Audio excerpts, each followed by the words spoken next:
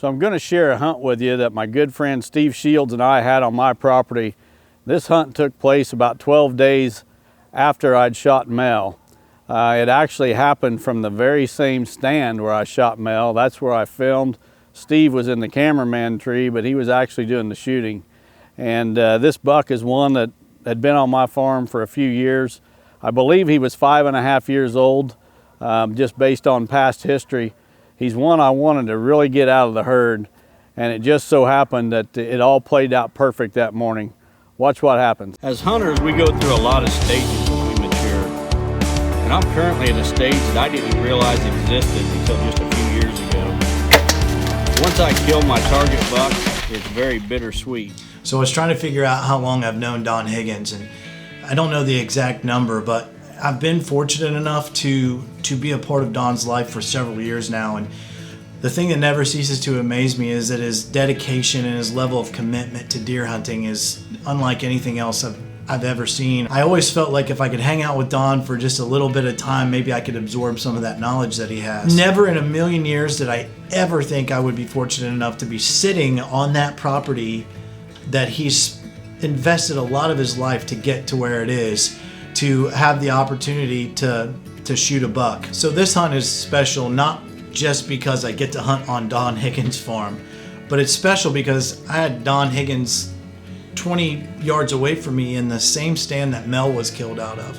So not only was I able to film this season with him for all of the things leading up to the Mel hunt, but I actually have the opportunity to hunt some management deer that are on his place that he needs to get taken off of here.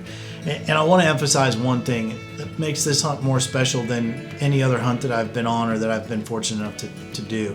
Just the fact that Don thinks enough of me and our friendship that he trusts me to be on his place is extremely special. I've spent a lot of hours with this man.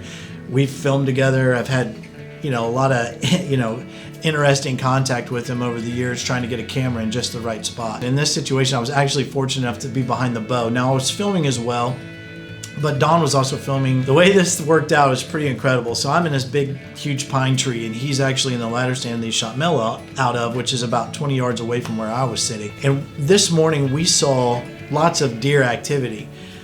We heard a massive grunt behind us. And from the tree that I was in, I could actually see what the situation was, but Don couldn't see because he had a tree actually blocking him. So I look back, and there is a beautiful deer, and he's grunting, and he's trying to stake his claim on a couple of does that were in there. And so I get Don's attention, and I'm like, shooter, shooter, shooter. And he looks over at me, and he kind of gives me the, not this guy one. So this was one obviously Don wants to keep for later on. So we saw a lot of other buck activity in the area. We saw kind of a lot of cruising, a lot of kind of figuring things out, and does coming and going. And then it really settled down. We probably went an hour and didn't really see very much. So we didn't know what the situation was going to hold, so I'm getting ready to text Don and say, hey, maybe come back and try this afternoon or whatever. And because Don had told me before we got into the tree, when you're ready to go, just kind of let me know. So we hadn't seen very much activity in about an hour, and I get my phone out and I look over, and Don is fidgeting in his bag, in his backpack on his stand. And I'm like, what's he doing, right? So I see he gets out a grunt tube, and he's looking away from me. He's looking the opposite way that I'm kind of facing. And he turns and looks at me, and he says, shooter. So I said, okay. So he grunts a little bit, and he turns and looks at me, and he almost says, get your bow. So I was like, oh, he's close. I had no idea how close he was because I couldn't see from where we were. There was, on his side where his stand was, he could see down into this little valley where I couldn't see. So I get my bow down, and just in time for this old Bruiser to come rolling up out of these pine trees. And I really didn't know that he was that close. So I get my camera focused on him. Don has his camera focused on him, and he's kind of weeding his way through towards me.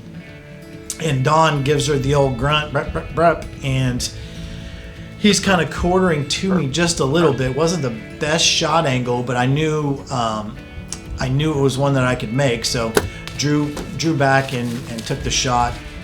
He runs off maybe 50 yards, and we kind of see him go down, and And I was fortunate enough at that moment to realize that I had just killed a deer on Don's farm.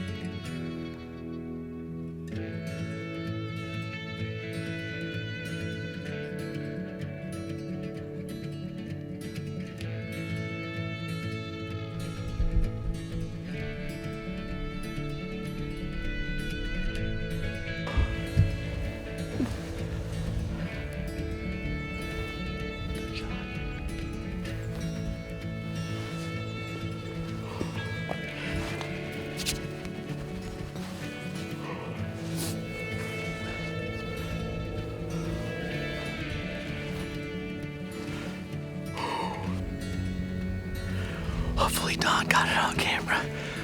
It was a little shaky, but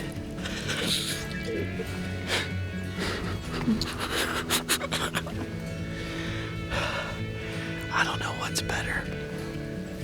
The fact that I just shot a deer, the fact that Don's here, and I get to share it with somebody. I don't get to hunt with people that often. Usually I'm behind the camera. But oh man, this is pretty cool. It's not just about the hunt. The hunt was amazing, and I had an awesome time. And you know, anytime I feel like I get to spend with Don is a blessing. I feel lucky. But it was everything that was involved with the hunt. So I've been hunting for a long time, but usually I'm not behind the bow. I mean, usually I'm behind the camera, so I get to capture all these moments and these feelings, and you can't do that as a videographer or as someone that does it for a living and not get involved with the person that you're filming all the time. So I get to share in Don's successes. I get to kind of watch things from behind the camera, and this was a kind of a cool feeling because the situation was a little bit reversed. So when he put the camera on me, I didn't even know what to do. I kind of gave the old fist pump, and then we got to working on the rest of the deer. But the truth is, I really want to thank Don for the opportunity to hunt on his farm. But more than that, I just want to thank Don for his friendship, and the integrity that the guy has is second to none. I think it's pretty obvious to anybody who follows any of his social media or any of his information that he puts out there. Don is loyal to what he believes, and in today's world, that's very, very rare. It seems like everyone's so easy to change their viewpoint or opinion based on some outside influence. And the interesting thing with Don is that he's not that way. He tries to stay true to who he is. If he doesn't like something, he doesn't believe in something, you're going to know about it. I've shot mechanical broadheads for years. I've been a big fan of them. I've seen the devastation that they do. I've seen the humane way that they kill animals.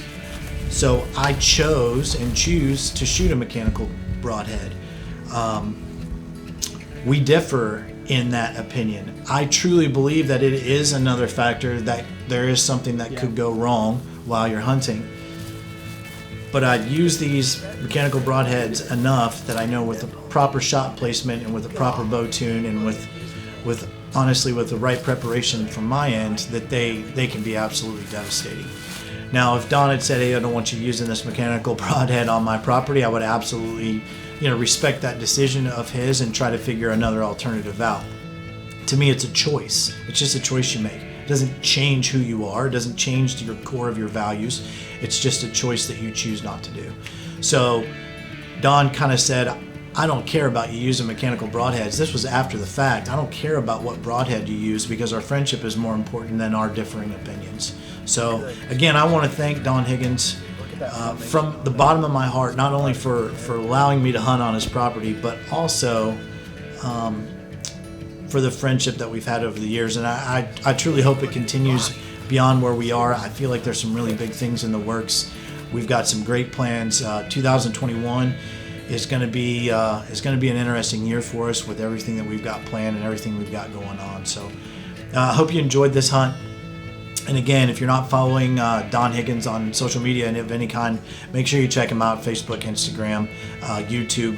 The Chasing Giants with Don Higgins is really taking off for us. And I think there's some great content on there that you'll enjoy.